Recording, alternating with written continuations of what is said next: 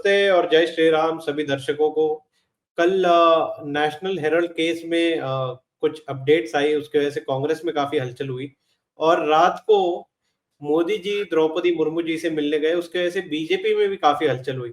तो ये सब क्या चल रहा है और क्या लेटेस्ट न्यूज है, ये सब डिस्कस करने के लिए हमारे साथ है आपके अपने अनुपम सिंह जी। अनुपम जी, आपका स्वागत है। वरुण जी, बहुत बहुत धन्यवाद।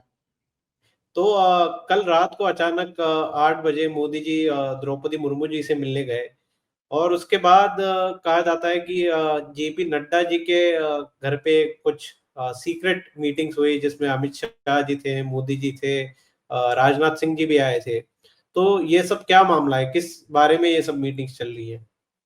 जी देखिए, सबसे पहले तो एक तो लोगों की को ये लग रहा होगा कि पश्चिम बंगाल को लेकर तो बात हुई ही होगी, क्योंकि अभी पश्चिम बंगाल में जो चल रहा है, खास करके मालदा में, मुर्शिदाबाद में, फिर उसके बाद हमने सिलीगुड़ी में देखा, फिर हमने साउथ 24 परगना जो है उस वहाँ पे देखा, लगातार हिंसा की वारदातें हो रही हैं। तो ये हो सकता है कि एक उसे लेकर कुछ चर्चा हुई हो, लेकिन बैकड्रॉप में कुछ और भी चीज़ें हैं, जो भाजपा के लिए अभी कह लें कि ये बहुत ज़्यादा महत्वपूर्ण है बंगाल हिंसा के साथ-साथ ही, और उसे लेकर भी हो सकता है कि चर्चा हुई होगी। जैसे कि आप देखिए, अभी चुनाव आने वाले हैं बिहार में, उसके बाद जो है असम में चुनाव होना है, फिर बंगाल में चुनाव होना है। तो बिहार का जो विधानसभा चुनाव है, एक तरह से कह लें कि हिंदी हार्टलैंड का राज्य है और पॉलिटिकली काफ़ी एक्टिव राज्य है। और वहाँ पर भाजपा अपनी सत्ता जो है वो बनाए रहना चाहती है, और गठबंधन में अभी भाजपा वहाँ छोटे भाई के रूप में ही है, भले ही सीटें ज़्यादा हों। अब उसको जो है सो कि ये लोग सुधारने में लग गए हैं, अब भाजपा वहाँ बड़े भाई के की भूमिका में आना चाहती है। और तमाम प्लेयर्स हैं बिहार के, हम देखते हैं कैसे जीतन राम मांझी, चिराग पासवान, जो छोटी-छोटी पार्टियों के नेता हैं, वो केंद्रीय मंत्री बन के बैठे हुए हैं। तो एक सबसे बड़ा कारण इस बैठक का ये बताया जा रहा है, और प्रधानमंत्री की राष्ट्रपति से, हालाँकि राष्ट्रपति अभी पुर्तगाल गई थी, फिर स्लोवाकिया गई थी और वहाँ से 4 दिवसीय दौरे के बाद यहाँ लौटी हैं। तो एक तो ये कर्टसी विज़िट भी हो सकती है, क्योंकि इससे पहले जब प्रणब मुखर्जी राष्ट्रपति हुआ करते थे, तब भी जब वो विदेश दौरों से आते थे या कोई बड़े फैसले होने होते थे, तो उससे पहले प्रधानमंत्री उनसे मिलते थे या उसके बाद भी मिलते थे। तो वक़्त का वो बिल भी पास किया गया, उस संबंध में भी बात हुई होगी। लेकिन ये जो बैठक हुई है भाजपा की अंदरूनी बैठक, उसको लेकर मुझे जहाँ तक लग रहा है कि कैबिनेट रिशफ़ल होना है।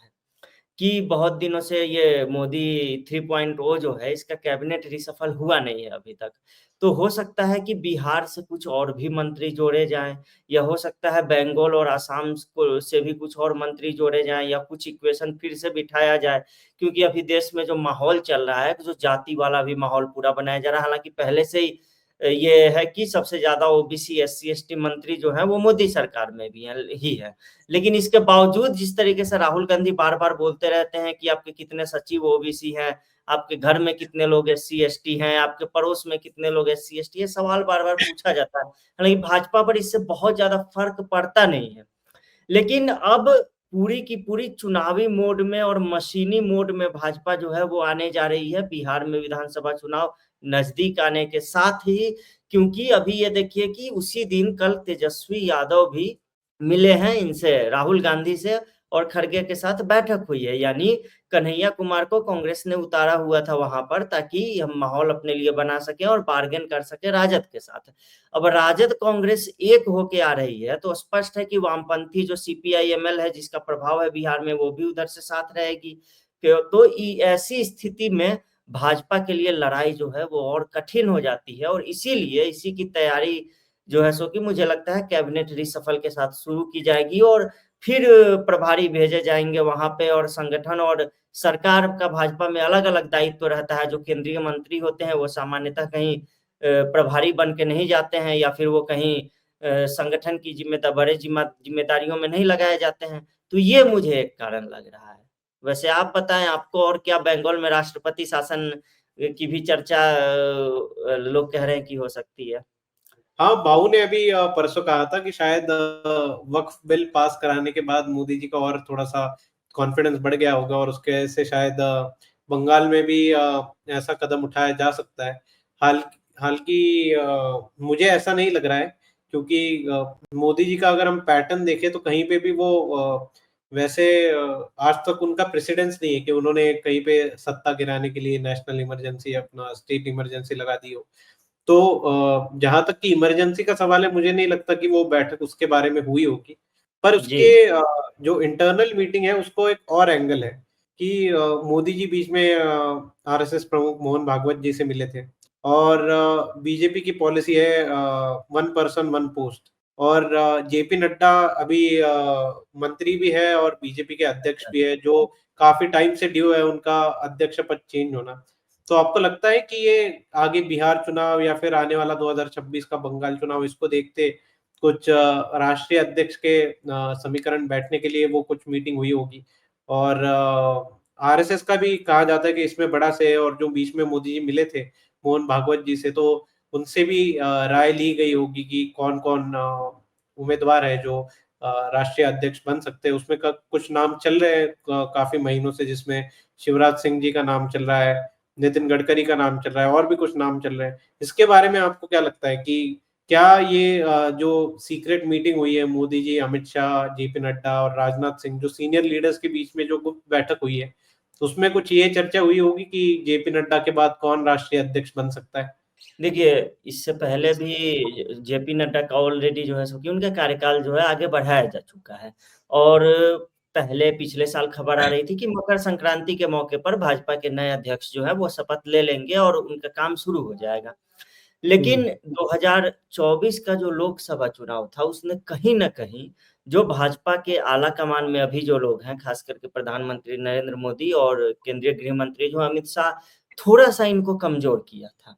इसके बाद ये लोग पार्टी को और भी चुनाव में जिताने में लग गए, लेकिन उसके बाद महाराष्ट्र और उसके बाद हरियाणा और दिल्ली, ये 3 विधानसभा चुनाव में भाजपा की जो बम्पर जीत हुई है, और हरियाणा में तो उम्मीद ही नहीं थी।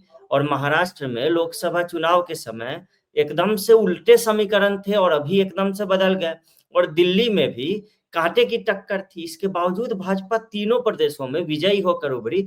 उसके बाद फिर से जो है बैलेंस एक तरीके से बन गया, और मोदी शाह के नेतृत्व के प्रति जो थोड़ा-मोड़ा असंतोष कहीं आ भी रहा होगा, तो वो फिर से पट गया और चीज़ें फिर से सुचारू रूप से चलने लगी।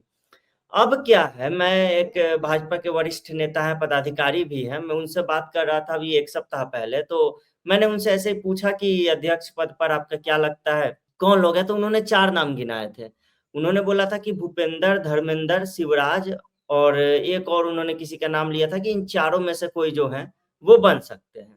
हालाँकि उनका कहना था कि शिवराज सिंह चौहान के नाम पे संघ भी पुश कर रहा है, लेकिन शिवराज सिंह चौहान के नाम से थोड़ा-सा मतलब पार्टी के अंदर कुछ लोग असहज हैं। वहीं भूपेंद्र यादव जो हैं वो ख़ास माने जाते हैं अमित शाह के, और प्रधानमंत्री नरेंद्र मोदी के भी बिहार में प्रभारी रहे हैं, अभी केंद्रीय मंत्री रहे हैं और तमाम राज्यों में उन्होंने मतलब जीत दिलाई है। उसके अलावा धर्मेंद्र प्रधान जो हैं उड़ीसा से आते हैं।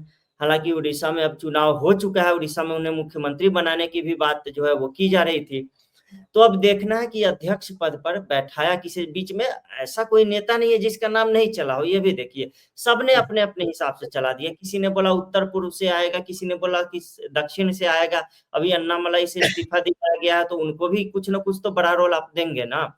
तो अन्नामलाई को भी आप कहाँ एडजस्ट करेंगे? वहाँ पे आपने प्रदेश अध्यक्ष बदला है और लोकप्रिय नेता हैं, खास करके तमिलनाडु से बाहर भी सोशल मीडिया में बहुत लोग उन्हें जानते जानते हैं और पार्टी के एक डिसिप्लिन्ड वर्कर के रूप में वो जाने जाते हैं। वो तस्वीर भी हमने देखी है जिसमें वो पार्टी के महाधिवेशन में नीचे ज़मीन पर बैठ के और चीज़ें नोट कर रहे थे।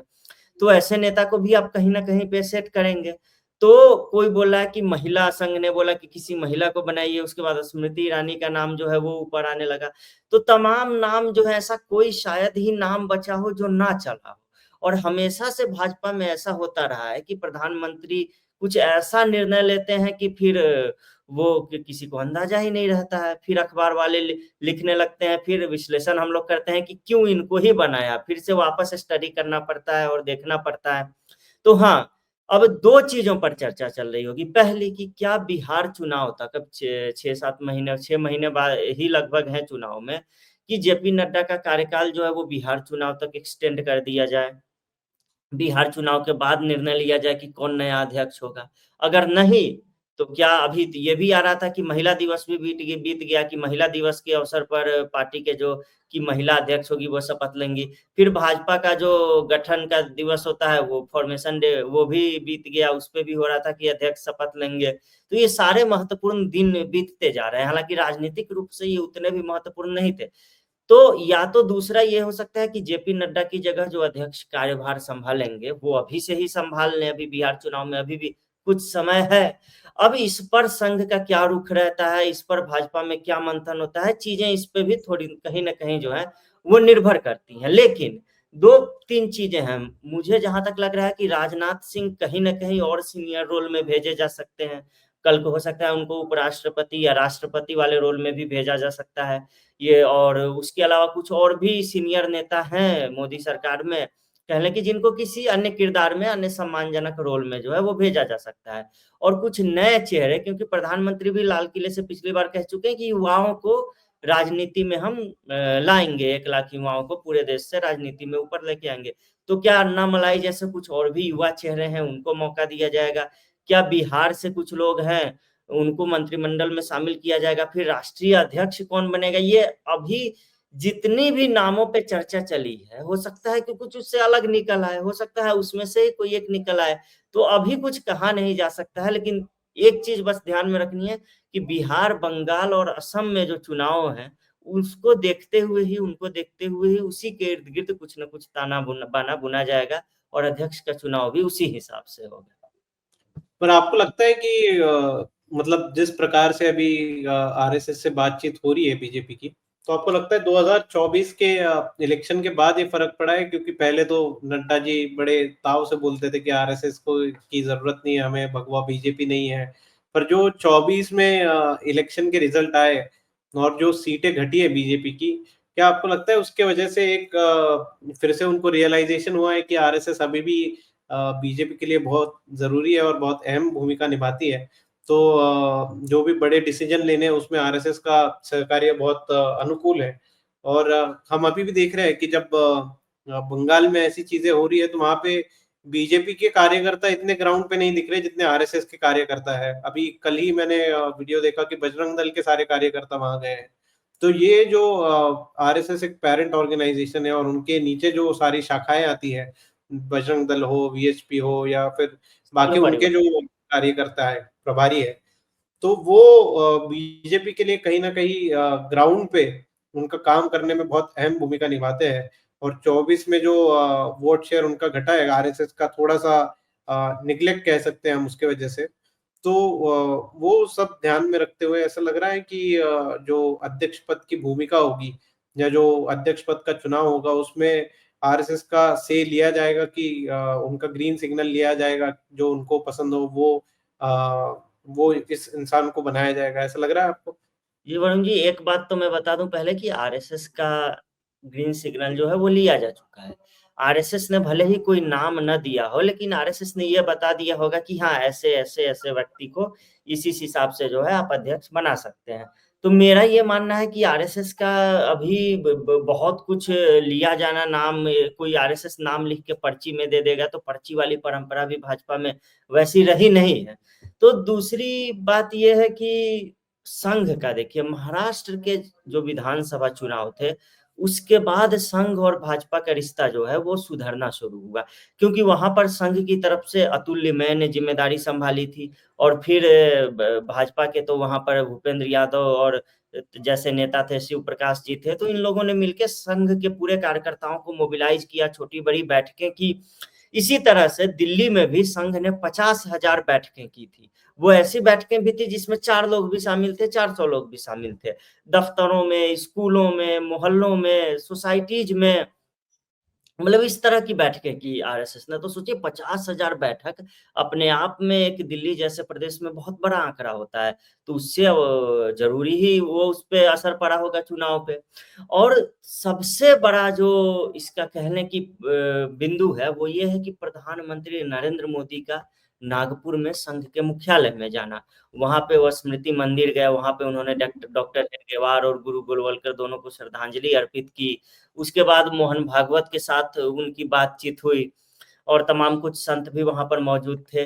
तो आरएसएस को जो भी कहना था, मुझे लगता है वो प्रधानमंत्री को भी कह दिया गया होगा, वो भाजपा संगठन को भी कह दिया गया होगा कि हाँ, हम ये समीकरण देख रहे हैं और इस हिसाब से ऐसे-ऐसे व्यक्ति को अध्यक्ष जो है आप बना सकते हैं।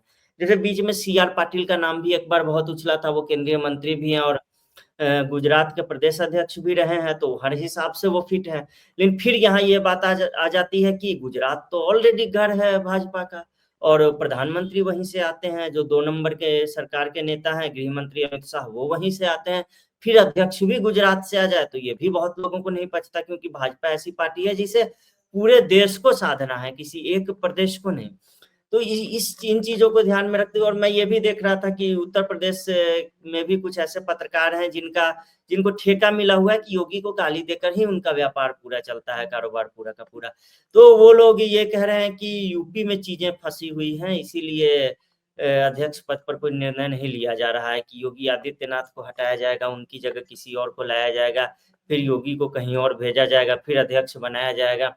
तो ये भी फिजूल बातें हैं क्योंकि वहाँ पर भी अमित शाह खुद कह चुके हैं वक्फ बिल पर बहस के दौरान जब अखिलेश यादव ने बोला कि हमारे योगी जी पर भी कुछ बोल दीजिए, तो उन्होंने कहा कि वो भी इस बार रिपीट होने वाले हैं, तीसरी बार आने वाले हैं। तो इसका मतलब साफ है कि 2027 के चुनाव में भी योगी आदित्यनाथ के नेतृत्व में ही भाजपा यूपी में चुनाव में उतरने वाली है।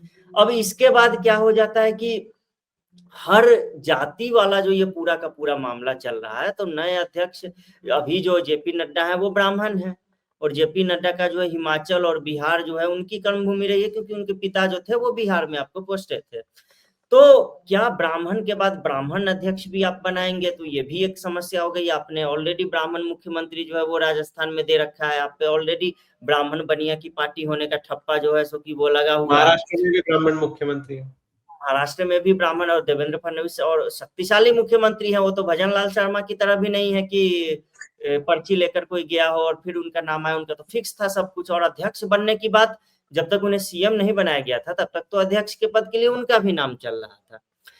तो मैं ये तो देख रहा हूँ कि कोई ब्राह्मण तो नहीं बनेगा। मैं देख रहा हूँ कि ओबीसी या एससी-एसटी में से ही किसी को अध्यक्ष बनाया जाएगा और ये किसको बनाया जाएगा, ये नाम जो है पूरा का पूरा क्योंकि भाजपा और संघ दोनों ही अब एक बृहद हिंदू एकता की तरफ जा रहे हैं क्योंकि इन्हें पता है कि बंगाल में अभी जो मुर्शिदाबाद में हो रहा है, उसमें जो लोग पलायन कर रहे हैं, वो कौन लोग हैं? जो हरगोविंद दास और चंदन दास मारे गए, जो देवी-देवताओं की मूर्तियाँ गढ़ते थे, वो कौन लोग हैं? ये सारे दलित लोग हैं। अभी देखिए और ये कहना कि इसे कुछ लोगों ने सोशल मीडिया में नीला ज़हर भी नाम दिया है, कि ये जो नीला ज़हर फैलाया जा रहा है पूरे देश में कि अभी डॉक्टर अंबेडकर की जयंती के अवसर पर एक कार्यक्रम था आगरा में, आगरा मथुरा में कि भीम नगरी उस कार्यक्रम का नाम है। हर साल जो है वो आगरा को ये लोग अपनी राजधानी बताते हैं। तो अच्छा। भीम नगरी का कार्यक्रम हर साल आयोजित होता है और उसमें जो है बड़े-बड़े नेता पहुँचते हैं। तो वहाँ से भाजपा के ही एक बलदेव इलाके से विधायक हैं पूरन प्रकाश करके, वो भी दलित समाज से ही आते हैं। तो भीम नगरी के कार्यक्रम में वो संबोधन दे रहे थे और सीएम योगी को भी आना था, तो इन्होंने राधे-राधे से अपनी बात की शुरुआत कर दी। अब बताइए मथुरा और आगरा में राधे-राधे कहने पर वहाँ उखड़ गए लोग, वहाँ कुछ महिलाएँ भी थे, कुछ पुरुष भी थे और सारे के सारे उखड़ गए कि भई यहाँ राधे-राधे नहीं चलेगा, यहाँ जय भीम बोलना होगा, राधे-राधे कैसे भी भगवाकरण कर दिया कार्यक्रम का। तो ये लोग हालाँकि जैसे ही योगी आदित्यनाथ आए वहीं सब शांत हो गया। फिर उन्होंने बताया कि बांग्लादेश में और बंगाल में जो हो रहा है उसमें दलित ही हैं जो पीटे जा रहे हैं, जो पलायन हो रहा है, हुँ। जिनके लिए तमाम हिंदू संगठन आज खड़े हो रहे हैं। तो ये इक्वेशन भी भाजपा को देखना है कि ये जो जाति पीडीए कहीं पीडीए कहा जा रहा है, कहीं कुछ कहा जा रहा है, ये करके जो एक नीला ज़हर फैला दिया गया है, इससे आप कैसे निपटेंगे? तो अध्यक्ष पद के लिए जो भी नाम आएगा, उसमें इस समीकरण को भी समझ लीजिए कि ध्यान में एकदम से रखा जाएगा। जी। जी, आप अभी सीआर पाटिल और गुजरात की बात कर रहे थे तो राहुल गांधी भी आजकल गुजरात में हैं और काफ़ी गुजरात के दौरे कर रहे हैं और कह रहे हैं कि बीजेपी और आरएसएस को कोई हरा सकता है तो वो बस कांग्रेस हरा सकती है और उसकी शुरुआत हमें गुजरात से करनी है क्योंकि हमारे भी जो बड़े नेता थे गांधी और सरदार पटेल ये गुजरात से आते हैं तो आपको ही हमें सहकार्य करना होगा बीजेपी आरएसएस को हराने के लिए। तो क्या लगता है आपको गुजरात का कुछ सपोर्ट मिलेगा या और कुछ खेल चल रहा है राहुल गांधी का गुजरात में?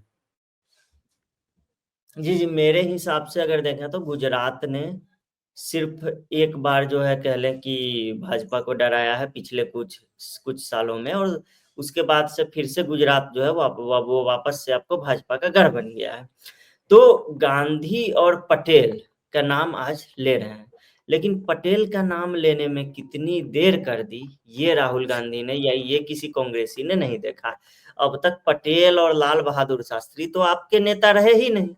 सरदार पटेल को तो कब का भाजपा ने आपसे छीन लिया है। कब का प्रधानमंत्री नरेंद्र मोदी जो है वो सरदार पटेल के नाम पे, मतलब कह लें कि वो केवड़िया में जो बना वो statue of unity Sardar Patel का, उसका इन लोगों ने विरोध किया था।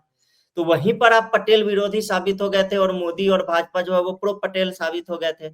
उसके अलावा इनका गठबंधन जो है, जो यूपी का कुर्मी समाज है, वो भाजपा को वोट देता है, क्योंकि वो सोनेलाल पटेल के कारण उनकी बेटी जो है अनुप्रिया पटेल वो केंद्र में मंत्री है, और अपना दल उनका जो है वो भाजपा के साथ है।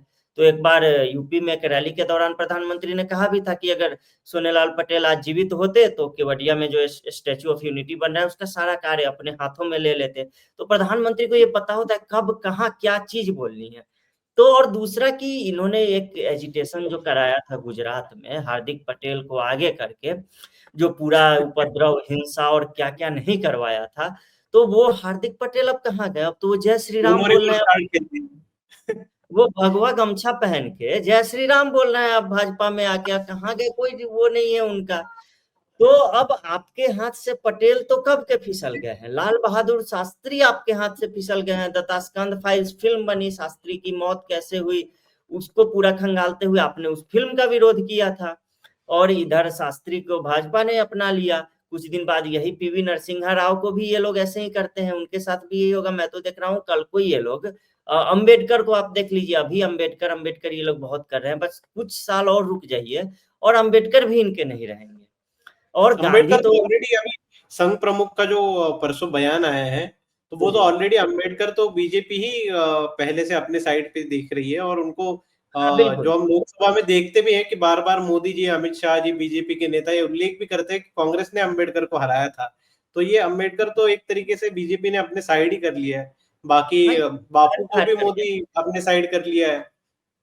ये बैकफायर कर गया इन्हें। असल में संसद में इन्होंने जो अमित शाह का बयान वायरल किया कि अंबेडकर अंबेडकर इतना भगवान का नाम लेते, उसके बाद से लगातार कई लोगों ने बात करनी शुरू कर दी कि डॉक्टर अंबेडकर को दो दो बार लोकसभा चुनाव किसने हराया, डॉक्टर हम्म। अंबेडकर को नेहरू के कैबिनेट से इस्तीफा देने के लिए क्यों मजबूर किया गया, तमाम तरह की चीजें। और पाकिस्तान पर, इस्लाम पर अम्बेडकर ने जो लिखा है, वो तो उस पर बात करने से तो ये लोग बार बार हिचकते हैं, उस पर तो ये कभी बात ही नहीं करते हैं। मैं देख रहा था ऐसे ही अब राजद वाले कुछ जो है वो बिरसा मुंडा पर बात कर रहे हैं। फिर अरे भाई, बिरसा मुंडा का जो आंदोलन था वो पूरा का पूरा मिशनरियों और पादरियों के खिलाफ ही शुरू हुआ था उनका अभियान। उनको एक छात्रावास से किशोरावस्था में निष्कासित किया गया था, वो भी इसीलिए क्योंकि उन्होंने मिशनरियों के खिलाफ आवाज उठाई थी।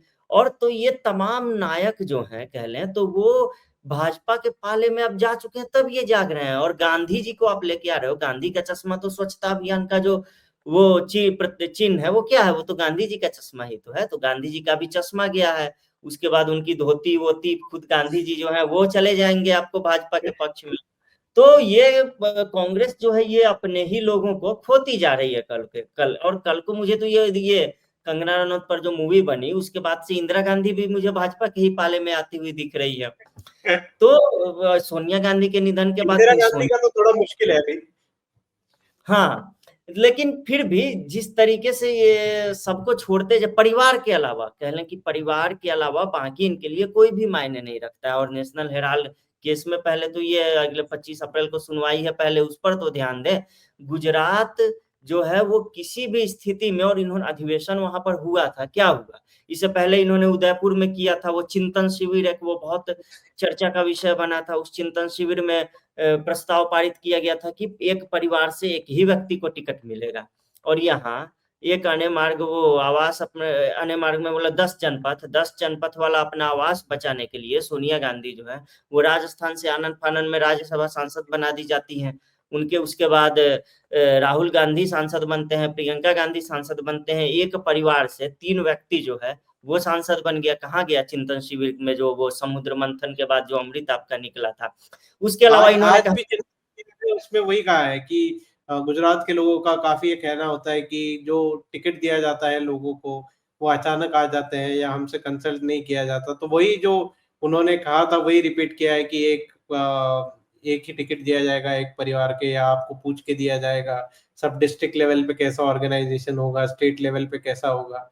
तो ये सब बातें तो बहुत करते हैं राहुल गांधी पर इम्प्लीमेंट करना भूल जाते हैं शायद कहीं न कहीं। और चिंतन शिविर में ये भी हुआ था कि जो संगठन के पदाधिकारी हैं, वो आपको 6 साल ही एक 5 साल का लिमिट तय किया गया था कि 5 साल ही एक पद पे रहेंगे। और आज केसी वेणुगोपाल देखिए 6-7 साल से इन्होंने बिठा रखा है और कोई उनके खिलाफ इतनी आवाजें कांग्रेस के भीतर ही उठती हैं, कहीं कुछ भी नहीं होता है। तो आप एक अधिवेशन की चीजों को इम्प्लीमेंट नहीं कर पा रहे हो, दूसरा अधिवेशन, तीसरा अधिवेशन, जहाँ अध्यक्ष को ही बैठने के लिए सोफा नहीं मिलता है, और वैसे आप करते जा रहे हो लगातार, फिर आप जो संदेश दे रहे हैं वो ठीक संदेश नहीं दे रहे हैं।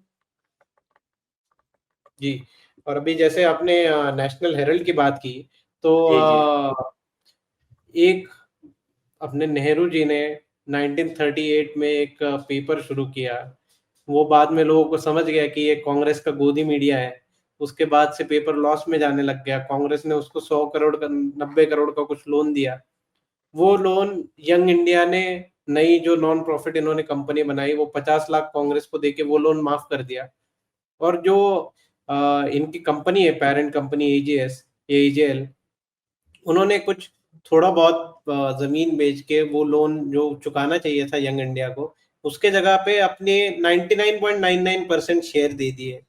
तो ये जो पूरा घोटाला है और जो अभी पूरा खुल रहा है, मतलब 2012 से ही वैसे खुल रहा है पर अभी फिर से जो लाइमलाइट में आया है, क्या आपको लगता है कि इससे फिर से सोनिया गांधी, राहुल गांधी लंबे फंस सकते हैं? क्या मोदी जी कुछ एक्शन ले सकते हैं इस बार, ठोस कदम? ये एक तो ये जो घटना है, ये क्लासिक केस है एक भ्रष्टाचार का। ये इससे पहले हमने 2G देखा, 3G देखा, कॉमनवेल्थ देखा, तमाम तरह के घोटाले जो हैं वो हमने देखे हैं। लेकिन हर एक घोटाले के बाद कांग्रेस पार्टी और इसके नेता जो हैं एक नया क्लासिक केस प्रेजेंट कर देते हैं कि हाँ, ABCD कितने तरीके से घोटाले किए जा सकते हैं। जैसे आपको याद होगी गुंडा मूवी में मिथुन चक्रवर्ती की, वो इंजीनियरिंग कॉलेजों में काफी देखी गई थी और कल्ट क्लासिक उसको किया गया था। तो उसमें जो मिथुन चक्रवर्ती जब मारते हैं तो उसमें सारे विलेंस को सबको अलग-अलग तरीके से मारते हैं। किसी को जमीन में गाड़ देते हैं, किसी को कुछ कर देते हैं। तो वैसे ही कांग्रेस पार्टी जो है वो भ्रष्टाचार के अलग-अलग तरीके लेकर आती है। अब देखिए ये जो एजे हेल्थ है, एसोसिएटेड जर्नल लिमिटेड, अब इसका क्या है कि इसके अब मालिकाना हक किसके पास आ गया? सोनिया राहुल के पास। और कभी इसके 1000 से अधिक शेयर धारक हुआ करते थे। ये ट्रस्ट था भाई, एक पूरा का पूरा ट्रस्ट चलाता था जिसमें पूरे देश के कांग्रेसियों ने, और आजादी से पहले कांग्रेस जो थी वो कोई राजनीतिक दल वो नहीं था। कांग्रेस पार्टी उससे पहले भारतीयों की पार्टी थी, भारत की पार्टी हुआ करती थी, जिसमें भारत के लोग, कोई और कुछ नहीं था, तो कांग्रेस पार्टी को ही स्वतंत्रता संग्राम का आंदोलन का अगुवा समझ के और इससे जुड़ते थे और काम करते थे। और उस समय के कई कांग्रेसी परिवार ऐसे होंगे जिनकी पीढ़ियां अभी भाजपा में होंगी, कोई सपा में होगा, कोई बसपा में होगा, तमाम तरह का। लेकिन उनके जो पूर्वज थे, जिनके शेयर थे एजेएल में, वो कहाँ गए? कहाँ 1000 से अधिक लोगों के शेयर जो हैं वो वहां पर हैं। और कहाँ आपने सिर्फ दो व्यक्ति को 38% शेयर सोनिया गांधी, 38% जो है वो राहुल गांधी, और बचा कुछ अभी बाद में इन्हीं के पास आ जाता है। तो आखिर ऐसा क्या गड़बड़ घोटाला किया कि 2000 करोड़ की संपत्ति आपने मात्र 50 लाख रुपए देकर, वो ये तो चिदम्बरम 2000 का करोड़ तो ऑन पेपर है, ऑन पेपर है। उसकी रियल वैल्यू 5000 तो लोग कह करोड़ रहे हैं जा रही है 5-6 संपत्ति हजार कम से करोड़ कम। है। जी, जी। और ये जो कंपनियां हैं ये पूरी की पूरी, इसमें मोतीलाल वोरा, पहले जो क्या था कि मोतीलाल वोरा और ऑस्कर फर्नांडिस, दो ऐसे हुँ, नेता थे जिनके नाम पर बचे हुए 24% शेयर थे। यानी 76%, 38% जो है वो राहुल और सोनिया के पास। अब मोतीलाल वोरा का निधन हो जाता है, ऑस्कर फर्नांडिस हैं उनका भी निधन हो जाता है, और दोनों के निधन होने के बाद दोनों के परिवार ने क्लेम नहीं किया कि हाँ, ये शेयर हमारे हैं। और वो ऑटोमेटिक जो है सोनिया और राहुल को ट्रांसफर हो जाते हैं। तो उस हिसाब से भी आप समझिए कैसे ये 100% मालिक बन के जो है वो बैठ गए। पूरी जितनी भी एजेएल की संपत्ति थी, यानी देशभक्तों ने जो मेहनत करके अपने खून पसीने से, कभी दान के पैसे से ये सब शुरू किया होगा, और उससे जो संपत्ति बनी थी उस पर इन्होंने किस तरीके नहीं, ये से। संपत्ति तो कुछ दान के पैसे से नहीं बनी थी। ये तो नेहरू ने सीधा-सीधा सरकारी संपत्ति जो थी वो मन में आए तब वो नेशनल पब्लिक का हेराल्ड का ही पेज। पब्लिक का ही पैसा है ना भाई, वो सरकारी है और पब्लिक का ही पैसा है। और उस समय के जो लोग थे उन्होंने अपने खून पसीने से एक तरीके से चलाया था। और अखबार, और आजादी के बाद नेशनल हेराल्ड क्या करने लगा, आप प्रोपेगेंडा फैलाने लगे। अभी आप नेशनल हेराल्ड के लेख जाके पढ़िए उसमें, तो जब आप प्रपंच फैलाएंगे, जब आप एजेंडा चलाएंगे, तो लोग तो आपको दान देना बंद ही कर देंगे। और अगर अखबार सही से चल रहा होता तो आज दैनिक जागरण है, हिंदुस्तान है, कहाँ किसी को अमर उजाला है, कहाँ किसी को बेचने की और ये सब करने की जरूरत पड़ रही है। आपने भी अगर सही से चलाया होता, एजेंडा नहीं चलाया होता, तो आज आपके पास भी पैसे होते, आपको ये लोन वोन वाला झंझट ये सब करना नहीं पड़ता। लेकिन दिक्कत ये है कि फिर तब सोनिया राहुल के हिस्से में सब कुछ कैसे आता। और वैसे ही जीजा जी से भी पूछताछ हो रही है, वो भी एक क्लासिक केस है भाई। ये एक कंपनी बनाते हैं, फिर हरियाणा में भूपिंदर सिंह हुड्डा की सरकार आ जाती है, फिर इनकी कंपनी जो है किसी अन्य कंपनी से 3.5 एकड़ जमीन खरीदती है, फिर उस 3.5 एकड़ जमीन को ये डीएलएफ को बेच देते हैं, और ये 7.5 करोड़ में खरीदते हैं, और कुछ ही महीनों बाद वो अनुमति मिल जाती है कि आप उस पे कॉलोनी बना सकते हैं, और 7.5 करोड़ की जमीन 58 करोड़ में बेच दी जाती है। उसके बाद अशोक खेमका नाम के एक अधिकारी आते हैं, वो जांच करते हैं, कहते हैं कि सब कुछ गलत है, इसको जो है सो कि ये सही नहीं हुआ है। फिर उनका तुरंत ट्रांसफर कर दिया जाता है। लेकिन वो भी जिद्दी अधिकारी था, ट्रांसफर से पहले 3 दिन उसे मिले कि वो चार्ज जो है वो अपना किसी और को देके वहां से जाए। उस 3 दिन में ही उसने जांच रिपोर्ट बना उना के और इस पे वो कर दिया कि नहीं भाई ये ठीक नहीं हुआ है। और उसके बाद भूपिंदर सिंह हुड्डा की सरकार जाती है। फिर 2014 में तो ये जीजा जी दामाद जी वाला पूरा मुद्दा बना था, बुकलेट बांटे गए थे पूरे हरियाणा में, तो भाजपा को इसमें तो कुछ ना कुछ करना ही था।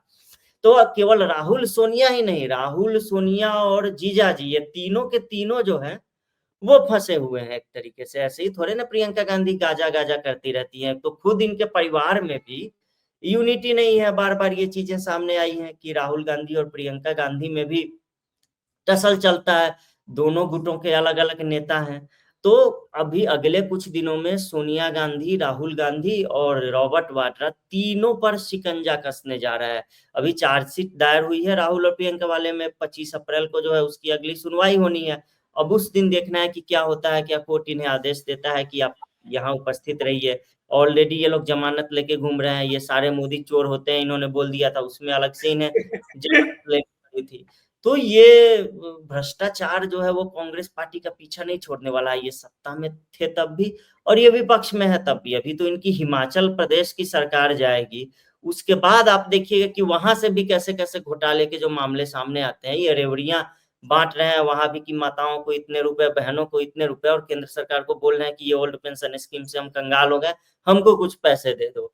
तो ये जो पैसों की हेरा फेरी जो पूरी अभी भी तेलंगाना, कर्नाटक, ये सारी सरकारें जाएंगी, तो आपको भ्रष्टाचार के और भी क्लासिक केस देखने को मिलेंगे। जो मुझे तो लगता है ये सब ऑक्सफोर्ड कैम्ब्रिज में पढ़ाया जाना चाहिए कि भ्रष्टाचार करने के कितने तरीके हो सकते हैं कांग्रेस पार्टी ने। और एक के बाद एक, जैसे आदि मानव जो वो है ना डार्विन की थ्योरी की बंदर इवॉल्व होके आदमी बन गया, वैसे ही ये भ्रष्टाचार में भी इवॉल्व होते चले जाते हैं। नई एजेंसियां बनती हैं, फिर उसी हिसाब से नए नए ये पैतरे आजमाते हैं। तो कांग्रेस पार्टी का वही चल रहा है। लेकिन अभी तीनों फंसे हुए, और तीनों पर आप कार्रवाई होते हुए देखेंगे अगले कुछ दिनों में। पर इसमें आपको लगता है कि जो पहले ये था मोदी जी का कि गांधी परिवार पे डायरेक्टली कुछ ऐसे केस नहीं हुई थी या किसी को अंदर नहीं डाला गया था, तो ये शायद थर्ड टर्म में कुछ एटीट्यूड चेंज हो रहा है कि लग रहा है कि राहुल गांधी भी जेल में जा सकते हैं?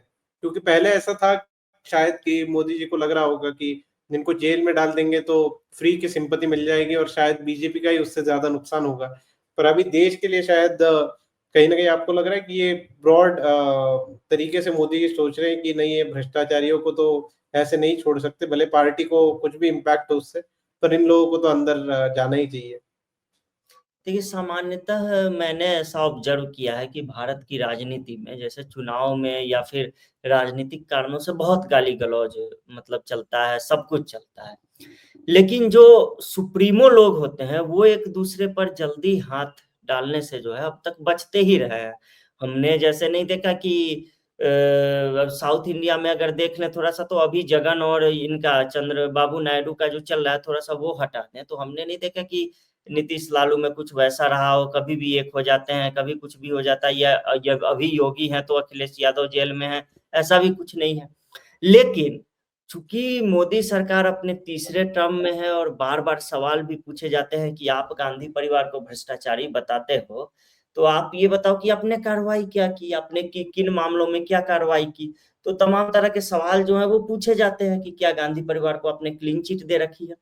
अब इसमें एक पेंच ये भी आ जाता है कि सोनिया गांधी जो है वो बीमार रहती हैं, उनको अचानक से साँस लेने में तकलीफ आ जाती है और वो गंगाराम हॉस्पिटल में जो है वो भर्ती हो जाती है। तो सोनिया गांधी तो ठीक है, जैसे ही उनके खिलाफ कोई ऐसा गिरफ्तारी वारंट जारी होता है, वो गंगाराम अस्पताल में आपको मिलेंगी। जैसे अभी लालू यादव जो है वो एम्स में उनका इलाज चल रहा है, ठीक वै राहुल गांधी की जहाँ तक बात है तो उनके पास तो सिक्स पैक एब्स है, तो उनका बीमार होना थोड़ा-सा मतलब मुश्किल है। खड़गे जो हैं, उनको तो ये पहले ही बताते हैं कि उन्हें दर्द रहता है, इसीलिए उन्हें सोफ़े पे नहीं, कुर्सी पे जो है वो बिठाया गया था। और फिर शायद अब दर्द ठीक हो गया है क्योंकि तेजस्वी यादव से बैठक में वो सोफ़े पे बैठे हुए थे। तो वो भी इनको सार्वजनिक करना चाहिए कि कौन-सा बाम लगाया उन्होंने, कौन-सी दवा ली, कौन-सा इंजेक्शन लिया जिससे इतना बड़ा दर्द जो है वो 3 दिन में ही ठीक हो गया और खड़गे जो है कुर्सी से सीधा सोफ़े पे बैठने लगे। राहुल खैर गांधी का फेवरेट वाला बाम दिया होगा ना, झंडू बाम। एक तो वो पप्पू वाला भी आता है कि हाँ, वो पी के भी हो सकता है कि कुछ हो गया हो। हालाँकि दलित नेता है, एससी-एसटी एक्ट भी लग सकता है बहुत ज़्यादा बोलने पर, लेकिन ठीक है। अब उसमें है क्या कि आपको देखने इस थर्ड टर्म है मोदी सरकार का, तो राहुल गांधी पे तो कम से कम मैं देख रहा हूँ, राहुल गांधी ना सही तो रॉबर्ट वाड्रा पर तो मैं कार्रवाई होते हुए देख ही रहा हूँ। और वाड्रा जो है सो कि उनका पॉलिटिकल एम्बिशंस जो है अब खुल के वो कह लें चीख रहा है उनका उनके जो पॉलिटिकल एम्बिशंस हैं वो। लोकसभा चुनाव से पहले भी उन्होंने खुलेआम टिकट माँगा था, मुझे टिकट चाहिए, मीडिया के सामने जनता की सेवा करनी है और उनका एटीट्यूड भी आजकल नेताओं वाला हो गया है। जब वो ईडी के दफ्तर पहुँचे थे, तो वो किसी बिज़नेसमैन की तरह नहीं पहुँचे थे। वो समर्थकों के साथ रॉबर्ट वाड्रा जिंदाबाद, प्रियंका गांधी जिंदाबाद, बदले की राजनीति, ये सब नारा लगाते हुए समर्थकों के साथ पहुँचे थे ईडी के दफ्तर और आज फिर वो ईडी के दफ्तर पूछताछ के लिए पहुँचे हैं। तो प्रियंका गांधी ने उन्हें गले-वले लगा के विदा-वदा किया है अंदर तक, जैसे लग रहा हो जैसे गाज़ा में लड़ने जा रहे हों इज़राइल से, उस तरीके से उन्हें विदा किया गया है। अरे भई, वो पूछताछ के लिए जा रहे हैं। 6 घंटे हुई थी पूछताछ, कुछ घंटे की बात है, फिर वो वापस घर में ही उन्हें आ जाना है। लेकिन जिस तरीके से चीज़ें फँसती जा रही हैं, उस हिसाब से कोई न कोई, अब वो कौन होगा? अब सीधे राहुल गांधी और सोनिया गांधी पे हाथ डाला जाएगा या फिर पहले वाड्रा जो है सो कि वो जेल जाएँगे। तो उसमें और मुझे लगता है कि वाड्रा के जेल जाने के बाद राहुल बनाम प्रियंका जो है, ये फैक्शन, ये लड़ाई जो है एक बार फिर खुल के आपको सामने आती हुई एकदम से दिखेगी।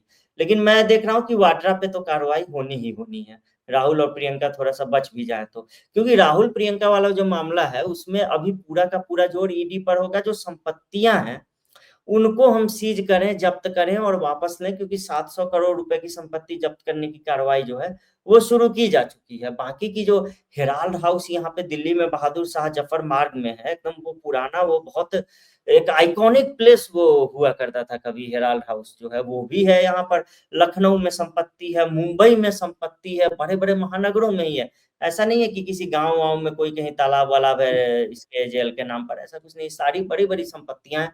तो पहले वो लें, उसपे कुछ सरकारी काम हो, कुछ जन कल्याणकारी काम मुंबई हो। में तो कॉर्पोरेट ऑफिसेस को दी गई है और ईडी ने जो नोटिस लगाए उन्होंने कहा है कि भाई अब से जो रेंट जाएगा वो इनको नहीं जाएगा, वो हमें आएगा। हाँ, बिल्कुल, तो इससे सरकार की कमाई ही होगी ना, अंत में प वो जनता की संपत्ति है, तो जनता के उसमें जाना चाहिए। जैसे यूपी में चल रहा है ना वहाँ, जो माफियाओं की संपत्तियाँ ज़ब्त करके और उसपे सरकार की कमाई हो रही है, फिर जो सरकार योजनाएँ बनाती है, वो पैसे कहाँ से आते हैं? वो पैसे उधर ही जाते होंगे ना। तो उसी तरीके से जो ये मुझे तो लगता है हेराल्ड हाउस को भी ज़ब्त करके और उसमें भी म्यूज़ियम वगैरह इन लोगों को वहाँ पे बना देना चाहिए और उसमें कांग्रेस के सारे भ्रष्टाचारों की एक प्रदर्शनी लगाई जानी चाहिए कि इन्होंने कब, कैसे, क्या-क्या किया था बोफोर्स से लेकर जो है वो अब तक का। तो अब देखते हैं पहले कौन जेल जाता है, लेकिन टिक-टिक, टिक-टिक तो वे ये कल्याण बनर्जी वाला कित-कित, कित-कित नहीं, ये टिक-टिक, टिक-टिक घड़ी वाला, ये तो राहुल सोनिया और वाड्रा तीनों पे तलवार लटक रही है एक तरीके से। तीनों की उल्टी गिनती शुरू। आपका बहुत-बहुत धन्यवाद अनुपम जी। आपने सारे विषयों का बहुत बेहतरीन विश्लेषण किया। इसके लिए आपका धन्यवाद। जय हिंद, वंदे मातरम। धन्यवाद वरुण जी। जय श्री राम। जय श्री राम।